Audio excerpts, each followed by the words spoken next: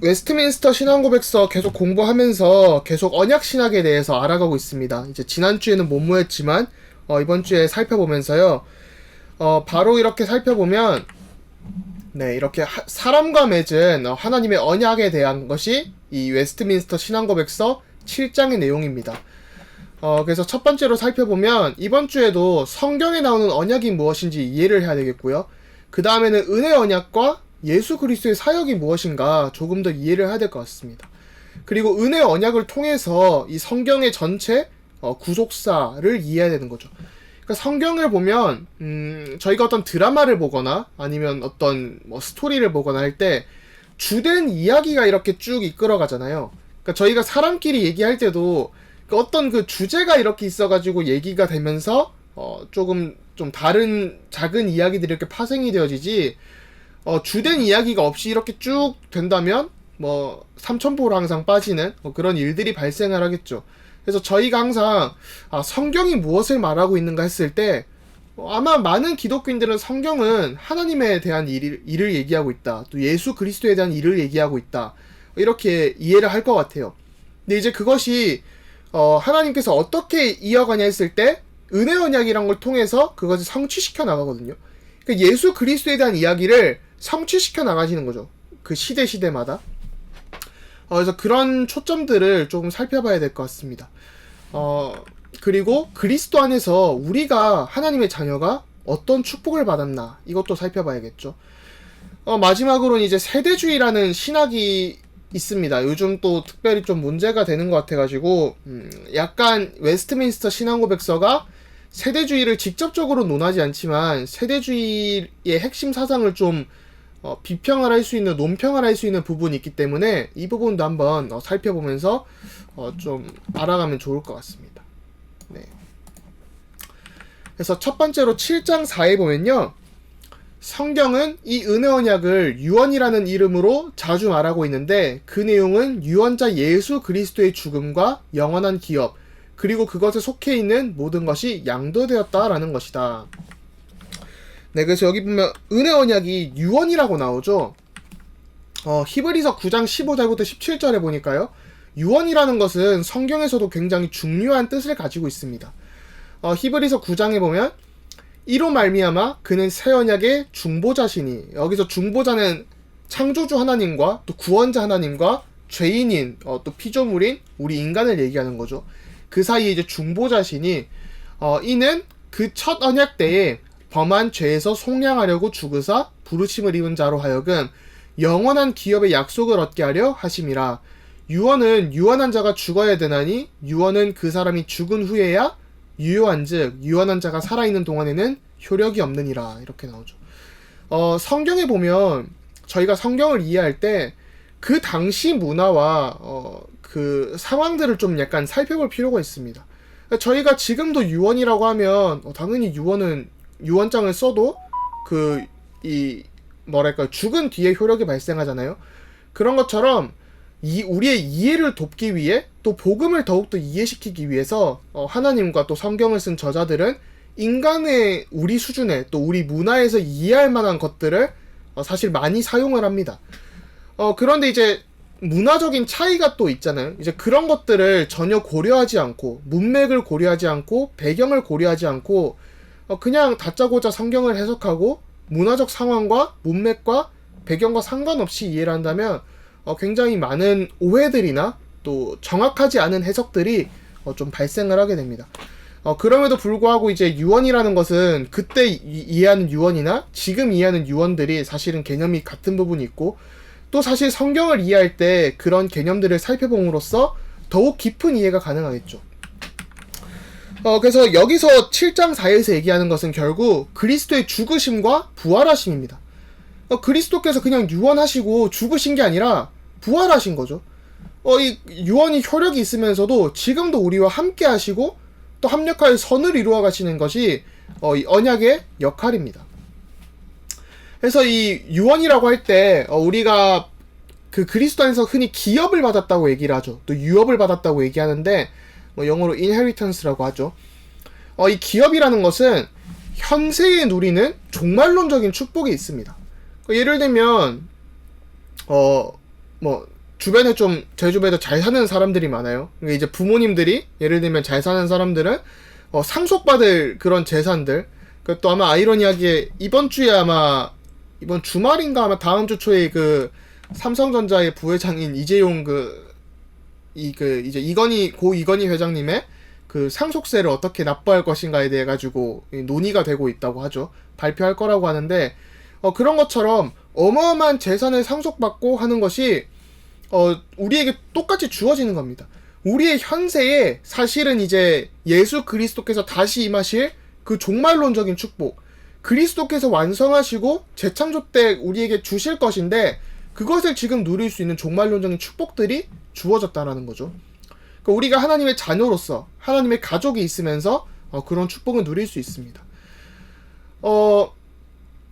이미 아직이라는 개념이 성경에 굉장히 중요한데요. 그러니까 이미 우리가 받았는데 아직 완전히 받지 않은 축복들이 있는 거예요.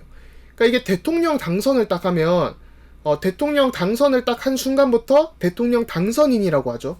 그리고 당선인이 아직 그 취임식은 안 했지만 그 당선 딱 기일이 되면 취임을 하게 되죠. 그래도 대통령 당선인이 그동안 이제 이 역할도 이어받고 인수인계도 받고 이렇게 하죠. 그런 것처럼 우리도 이 땅에 아직 살아가는 피조물이지만 인간이지만 하나님의 자녀로서 어마어마한 축복들을 받고 살아가는 겁니다. 그래서 우리가 구원의 확신을 가질 수가 있는 거죠.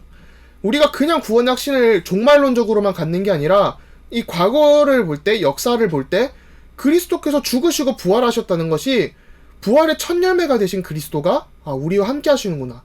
또 첫 열매라는 뜻은 우리도 똑같이 그렇게 참여할, 또 우리도 누릴 응답이구나, 이렇게 볼 수 있습니다. 또 이 로마 문화를 보면요, 이 양자 입양이란 것이 이제 기업과 연관이 돼 있어요. 이제 에베소서 1장에도 주로 나오는 부분인데, 이 로마 문화에서 양자 입양은 이제 예전에 어떤 노비로 살아갔던 어떠한 상황에 있든지 그 신분은 완전히 청산이 되어지고 완전히 깨끗해지고 빚도 없어지고 그 가정 안에, 가문 안에 완전히 새로운 신분으로 탈바꿈하는 것을 얘기하거든요. 그런 것처럼 우리도 그리스도 안에서 완전히 새로운 신분으로 했는데 우리가 그냥 이렇게 입양된 수준이 아니라 그리스도께서 죽으시고 부활하셔서 우리에게 이런 기업과 유업들, 유언을 통해서 완성하시고 이루신다는 거죠.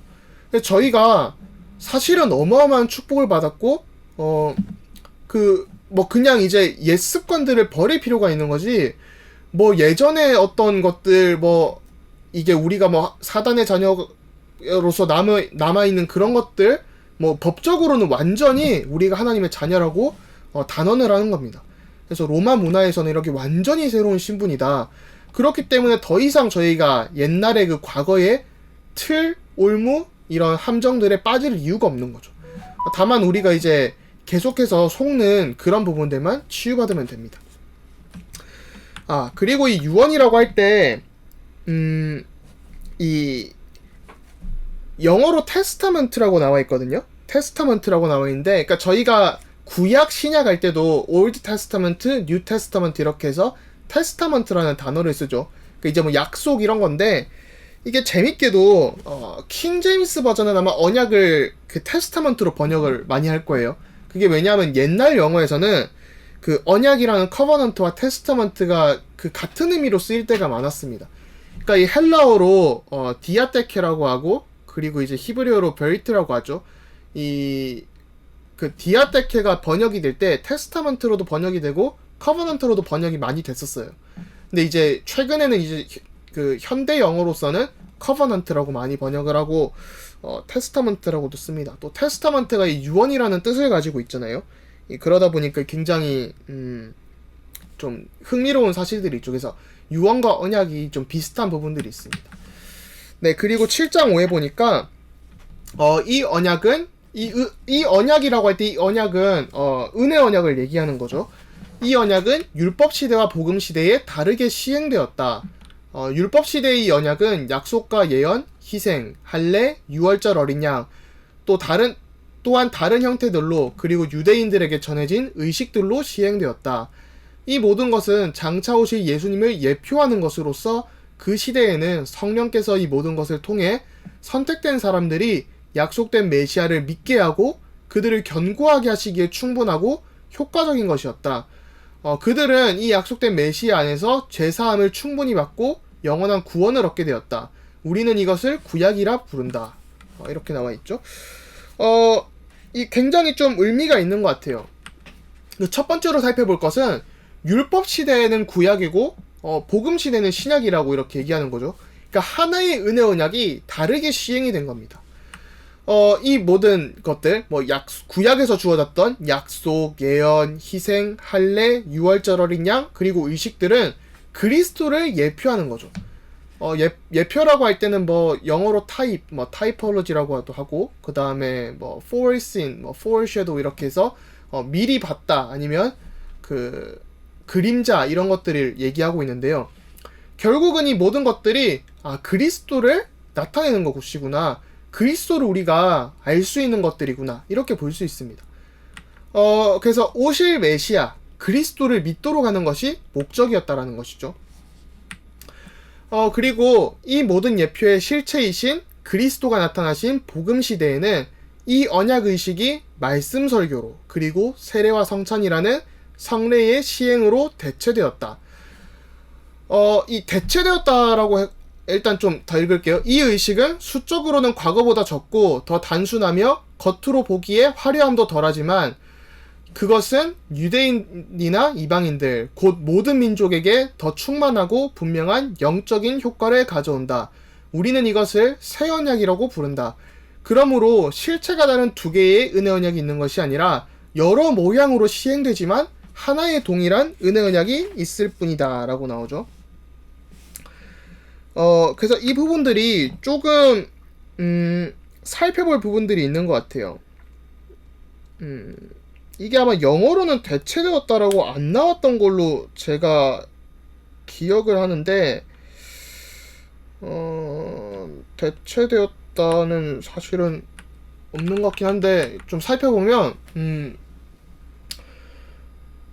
네, 대체되었다는 안 나오죠. replace라는 단어가 아니고 이제 dispensed로 나오는데 이 복음 시대에는 앞에서 얘기했던 할례라던가 의식이라던가 유월절 어린 양인 이런 것들이 말씀 설교, 세례, 성찬으로 이렇게 나타났다라는 거죠. 그래서 좀 살펴보면 복음 시대에는 언약의 실체가 드러났다라는 겁니다. 언약의 실체가 드러난 거죠. 그리고 이 언약의 실체가 어떻게 드러내냐고 했을 때 말씀과 말씀 선포, 말씀 설교, 그리고 세례, 성찬 이렇게 나타납니다. 이게 좀 굉장히 중요한 것 같아요. 사실 이게 예식이나 이런 걸 생각하면 되게 좀 작고 심플하잖아요. 그러다 보니까 우리가 어떤 종교적인 생활을 하고 예배를 드리고 하는데 그렇다면 이것이 뭔가 좀 우리가 종교성을 가지고 어떤 기도도 해야 될 것 같고 기도회를 해야 될 것 같고 어떤 행위를 해야 될 거라고 생각을 하는데 사실 이 복음은 굉장히 심플한 겁니다. 말씀 설교, 세례, 성찬으로 이렇게 나타나는 거죠. 그래서 웨스트민스터 신앙고백서도 얘기하는 게 이 의식은 수적으로 과거보다 적고 더 단순하고 겉으로 보기에 화려함도 덜하지만 그것은 유대인이나 이방인들, 곧 모든 민족들이 더 충만하고 분명한 영적 효과를 가져온다는 겁니다. 그래서 말씀 중심으로 일하시는 하나님이라는 거죠. 저희가 신앙생활을 하다 보면 우리가 신앙생활을 하면서 어떤 특별한 체험이 있어야 될 것 같고 응답이 있어야 될 것 같고 어떤 간증을 듣다 보니까 나도 저런 응답을 받고 싶고 내가 저런 응답이 없으면 그럼 나는 구원 못 받은 건가? 복음을 못 누리는 건가? 말씀을 올바르게 못 붙잡는 건가? 이런 생각들을 하게 됩니다. 그런데 그것이 아니라 말씀 중심으로 일하시기 때문에 말씀이 증거될 때 역사가 일어나고 하나님의 시간표를 따라서 역사가 안 일어날 수도 있는 것이지 우리의 신앙생활의 목적과 방향이 응답 중심이 되면 안 된다는 거죠. 예를 들면 말씀 붙잡고 잘 신앙생활하고 착하게도 살고 응답받고 있는데 그 가운데서도 충분히 문제와 고난은 올 수 있습니다. 사도행전 27장에 보면 저희가 사도행전 27장 24절을 참 좋아하죠. 이 일이 끝난 후에 로마도 보아야 하리라 이런 구절들도 있는데 가이사 앞에 서야 하리 이런 것들 나오잖아요. 근데 이제 바울이 배를 타고 가는데 풍랑을 만나게 되죠. 그 풍랑을 만나는 것들이 언약의 여정 속에서 벌어지는 일들이잖아요. 내가 말씀을 잘 붙잡고 인도받고 있는데 우리가 배를 타고 가면서도 여러 가지 풍랑들도 만날 수 있고 잔잔한 바다가 있을 수도 있고 그런 시간표들이 있는 거죠. 그렇기 때문에 진짜 하나님이 나와 함께 하시는데 벌어지는 일들이라면 사실은 전혀 걱정할 일이 없습니다. 우리가 말씀 중심으로 붙잡고 있냐? 아니면 내가 말씀 중심이 아니라 뭔가 응답을 바라보고 있기 때문에 낙심하는 것이냐? 이것을 한번 점검을 해봐야 되죠. 그래서 뭐 많은 사람들이 방언을 받아야 된다, 치유를 받아야 된다 이러면서 뭐 안수기도를 하고 이렇게 하는데 뭐 안수기도 하면서 치유가 일어날 수도 있어요. 그런데 올바른 것은 말씀이 선포될 때 천지를 창조하신 것이 하나님께서 말씀을 통해서잖아요. 예수 그리스도를 통해서 또 이 말씀이 육신이 되어 나타난 것이 예수 그리스도이기 때문에 진짜 우리가 이 말씀 중심으로 신앙생활이 되어야 되는 것 같습니다. 그래서 이 언약신학, 그 개혁신학이라는 것은 언약 중심으로 모든 것을 이해하죠. 그래서 구속사, 하나님께서 구원을 이루어 가시는 이 역사도 언약을 중심으로 이해를 합니다. 그래서 웨스트민스터 7장 6에 보면 제가 사실 웨스트민스터를 통틀어서 이걸 아마 가장 좋아하는 것 같아요. 실체가 다른 두 개의 은혜 언약이 있는 것이 아니라 여러 모양으로 시행되지만 하나의 동일한 은혜 언약이 있을 뿐이다. 이렇게 나오죠. 여기서 여러 모양으로 시행되지만 할 때 under various dispensation이라는 영어 단어가 쓰입니다. 근데 아까 제가 말씀드렸던 세대주의라는 신학이 영어로 하면 dispensationalist거든요. 또 세대주의 자죠, 그거는. 이제 세대주의는 dispensationalism입니다. 이 dispensation이라는 단어에서 온 거예요. 이게 무슨 뜻이냐면 시대라는 뜻이거든요. 그래서 dispensationalist, 세대주의라고 할 때, 이 세대주의는 이렇게 이해를 합니다. 성경을 일단 극단적인 문자적인 해석으로 해요. 그게 종말론에도 영향이 가고, 이 극단적인 문자적인 해석이 도움은 됩니다. 문제는 도움은 되는데, 어떤 현상들이 발생하냐면요. 이스라엘과 교회에 주신 약속들이 조금씩 있잖아요. 로마서 아마 11장에도 그 유대인의 충만한 수가 들어온 후에 끝이 오리라 이런 구절도 있고 한데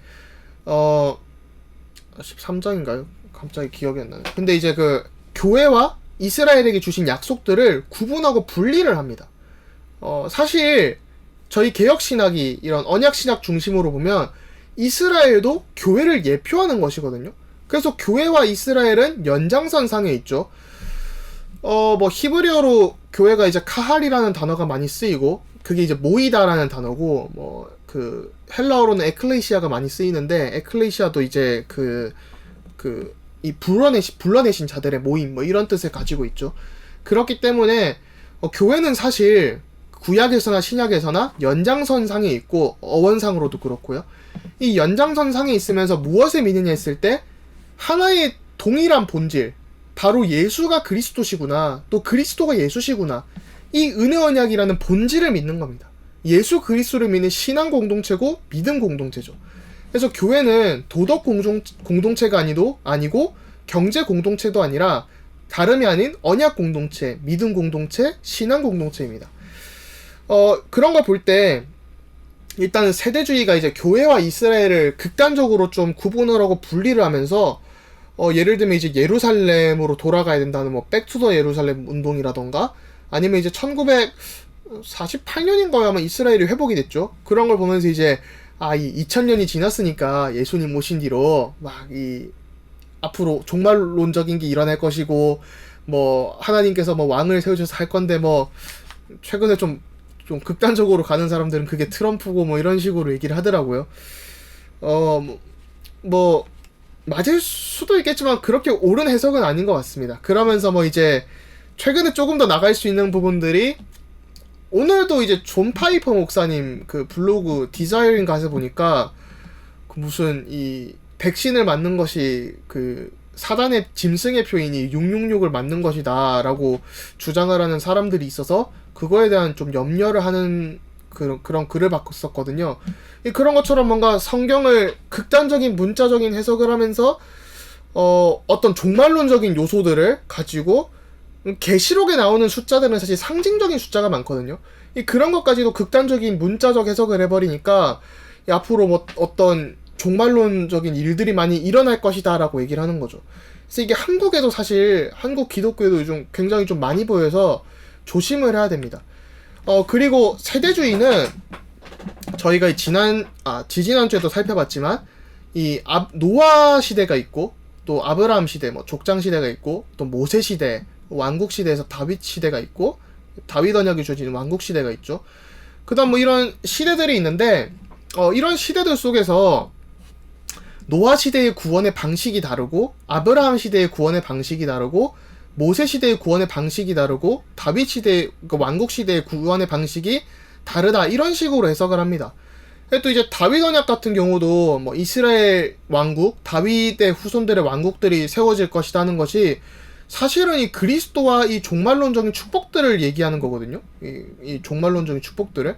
그런데 이제 그런 부분들을 뭔가 이스라엘 국가에 한정한다던가 그런 식으로 해석을 하는 거죠. 그리고 뭐 이 노아 시대에는 방주만이 이제 이 구원의 길이었고, 그러니까 사실 저희가 이해하는 것은 이 노아의 방주조차도 그리스도를 예표하는 것이고, 아브라함 때 임한 그 이제 언약들은 불가항력인 축복으로 또 무조건적인 선택으로 또 니씨를 이렇게 창대하게 하는 것들이 결국은 또 교회와 그리스도를 바라보게 하는 것이고, 모세 언약도 이런 율법들이 그리스도를 바라보게 하는 것인데 이때 구원 방식이 다르고 이때도 다르고 이때도 다르다, 이런 식으로 얘기를 하는 거죠. 그래서 은혜 언약의 본질이 다르다라고 해석을 합니다.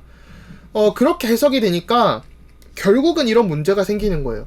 그러면 그리스도로 그 시대에 주어지는 약속들이나 그리스도를 예표하는 부분들이 저희는 그 시대에도 충분하고 효과적이라고 생각을 하는데 이 사람 세대주의자들이 볼 때는 이 그리스도가 본질이 아니기 때문에 어떤 충분하지 않다라는 것이죠. 이 시대에 그리스도로만 충분하지 않고 이런 것들이 있어야 된다, 이것이 본질이지 이 은혜 언약이 가르치는 본질인 그리스도는 본질이 아니다라는 겁니다. 그래가지고 이 웨스트민스터 신앙고백서가 쓰일 때는 이제 17세기잖아요. 1640년대인데 1640년대 이제 아리스토텔레스 철학이 굉장히 성행을 합니다.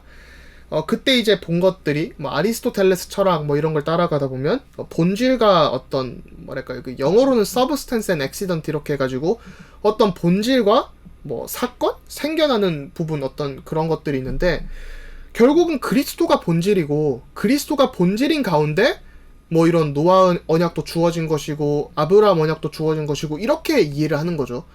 그러니까 이 하나하나가 본질이라기보다는 저희는 이 은혜 언약 자체가 본질이고 다르게 시행되었을 뿐이지 결국은 그리스도를 나타낸다고 봅니다. 그래서 뭐 세대주의 신학을 하는 분들이 뭐 저보고 이제 물론 세대주의도 발전을 합니다. 발전해서 이런 오류들이나 약한 약점들도 보완을 하는데 너 세대주의 얼마나 많이 안다고 그런 소리 하냐, 이렇게 얘기를 하자면 저도 이제 세대주의 신학교, 그러니까 제가 졸업한 무디 신학교, 무디 성경학교가 시카고에 있죠. 세대주의 신학을 해요. 세대주의 학교로는 아마 전 세계에서 두 번째로 좋지 않을까 생각을 하는데 뭐 제가 다닐 때는 그랬어요. 근데 이제 저는 세대주의를 전혀 받아들이지 않고 개혁주의 신학을 쭉 했기 때문에 하는데 많은 사람들이 이렇게 세대주의를 신봉을 하는데 제가 볼 땐 참 오류가 많다라는 생각을 하고요. 그리고 이 세대주의 그 신학이 그 한 1800년대, 800년대, 1900년대 뭐 이런 식으로 한 19세기, 20세기에 사실은 성행을 한 신학입니다. 그래서 그 D.L. 무디라는 전도자 무디가 이 신학이 세대주의적인 요소가 그렇게 많지는 않았던 것 같은데 왜 무디 신학교가 세대주의로 빠졌냐라고 할 때 그 아마 2대 총장으로 제가 기억하는데 2대 총장이었던 아마 R.A. 토레이라는 학자일 거예요. 한국에도 기도에 관한 책을 쓴 사람으로 아주 유명한 학자인데 이 무디 신학교에 학장들이 세대주의가 많았어요. 그러니까 전도를 많이 했는데 신학이 약하다 보니까 이런 신학교가 세워졌을 때 이런 사람들이 이끌어가게 되죠. 그러다 보니 자연스럽게 이 세대주의 신학이 무디 신학교를 대표하게 되고 또 이 세대주의 신학을 대표적으로 좀 많이 하게 됩니다. 근데 이 세대주의가 이제 1800, 900년도에 이렇게 나왔다고 말씀을 드렸잖아요. 아마 제 기억에 맞다면 그럴 거예요. 그 스코필드 관주 성경이 아마 핵심적인 역할을 했고, 근데 이 웨스트민스터 신앙 고백서는 1640년대에 이미 쓰였죠. 그리고 이 언약 신학이라는 것이 그러면 언제 등장을 하냐 했을 때, 주 한 100, 200년대에 이레나이우스 이런 학자들도 언약 신학이라는 단어와 그런 요소들을 굉장히 많이 씁니다. 그렇기 때문에 이게 오히려 언약 신학이 정통이라는 것이죠. 그리고 여기 이제 디스펜세이션이라는 단어가 나와서 혹자는 이제 그러면 웨스트민스터 신앙 고백이나 개혁주의 신학도 세대주의를 논하고 있지 않냐라고 했을 때, 여기서 말하는 이 디스펜세이션은 그냥 이 시대를 얘기하는 거예요. 시대, 세대. 세대주의라기보다는 그냥 시대를 얘기하는 거죠. 그래서 이게 그 17세기 영어로는 이 시대를 디스펜세이션으로도 많이 썼습니다. 그 영어로 뭐 시대나 세대를 얘기할 때 에이지도 쓸 수 있고, 피리오드도 쓸 수 있고, 뭐 에라도 쓸 수 있고, 디스펜세이션도 쓸 수 있고, 여러 단어들이 있어요. 아까 그 언약이 유언으로도 쓸 수 있다, 테스타먼트로도 쓴다, 이런 말씀을 드렸는데, 그런 것처럼 이 그 17세기 영어는 굉장히 좀 다양하게도 쓰이기도 했습니다. 뭐 현대 영어도 마찬가지죠. 그래서 저희가 봐야 될 것은 결국은 그리스도가 본질이기 때문에 그 그리스도가 이렇게 다양하게 시대 가운데 나타났다라는 거죠. 그거를 좀 봐야 될 것 같습니다. 그래서 요약을 하자면 굉장히 좀 어려운 내용들이 좀 나왔는데요. 결국 우리가 좀 가져가야 될 것이 무엇이냐, 오늘 이제 집으로 가져가야 될 것이 무엇이냐 했을 때, 언약의 실체이신 그리스도만 붙잡으면 되는구나. 구약에서 이렇게 예표를 하고 나타내시고 신약에서 실체가 드러났구나. 그러면 우리는 구약 시대 때는 그냥 그림자만 보고도 구원의 축복을 누렸는데 우리는 실체의 축복을 붙잡고 있네.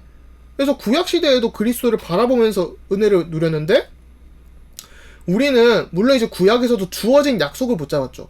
우리는 주어진 약속과 더불어서 과거에 또 이 그리스도께서 성취하신 성취된 약속을 붙잡고 앞으로 올 이 종말론적인 축복을 바라보면서 예수 그리스도께서 다시 오실 것이구나, 그 소망을 가지면서 보는 겁니다. 그리고 이게 그리스도가 중심으로 하나님이 이렇게 역사를 이끌어 가시는데, 그 구원의 역사, 또 구원 드라마라고도 최근에 얘기를 많이 하거든요. 그래서 그런 드라마 속에서 우리가 이렇게 참여를 할 수 있다는 게 굉장히 큰 축복이죠. 드라마는 또 클라이막스도 있고 이렇게 막 스토리를 이어져 가잖아요. 이 구원의 클라이막스는 무엇이냐? 갈보리산에서 그리스도께서 죽으시고 부활하셨구나. 근데 우리가 여기서 물론 우리가 더 주연이라고 하면 우리가 그리스도는 아니잖아요. 근데 이 조연으로서 주연같이 참여를 하면서 내가 받은 이 축복들을 그리스도 중심으로 누릴 수 있다는 게 어마어마한 축복이죠.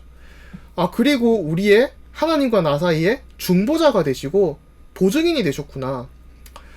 로마 카톨릭 같은 경우는 사제를 통해서 뭐 고해성사를 하면서 기도를 하는데, 우리는 예수 그리스도 이름으로 그분의 이름과 권세를 붙잡고 그분의 이름을 선언할 때, 선포할 때 귀신도 떠나가는데 그분의 이름으로 우리가 기도할 수 있는 이 축복과 특권, 특혜를 받았구나. 그게 바로 우리가 받은 성도의 축복이라는 것이죠. 그래서 다른 것이 중심이 되고 뭐 응답이나 어떤 문제나 어떤 뭐 의식이나 그런 것들이 중심이 된 게 아니라, 간단해 보이고 심플해 보이지만 너무나도 단순해 보이는데 말씀 중심으로 이렇게 하루하루 날마다 인도받을 수 있다는 것이, 이 말씀이 천지를 창조하시고 우리를 위해서 죽으시고 부활하시고 이 유업과 기업까지 주신 그 축복을 받을 수 있다는 것은 굉장히 큰 축복이죠. 그래서 이런 신앙생활이 되는 축복이 누려져야 되는 것 같습니다. 네, 그래서 또 다음 주에는 이제 더 큰 응답들이 기다리고 있죠. 빌드업이 조금씩 되는 겁니다. 그래서 다음 주에는 중보자 그리스도에 대하여 더욱더 그리스도에 대해서 알아가는 거죠. 그리고 이 그리스도를 알아가면서 우리가 받은 구원의 축복들도 알아가고, 그 다음에 또 교회와 그리스도의 삶에 대해서 이렇게 쭉쭉쭉 알아갈 예정입니다. 그래서 다음 주에는 중보자 그리스도에 대해서 또 알아가는 시간을 가지도록 하겠습니다. 네, 감사합니다.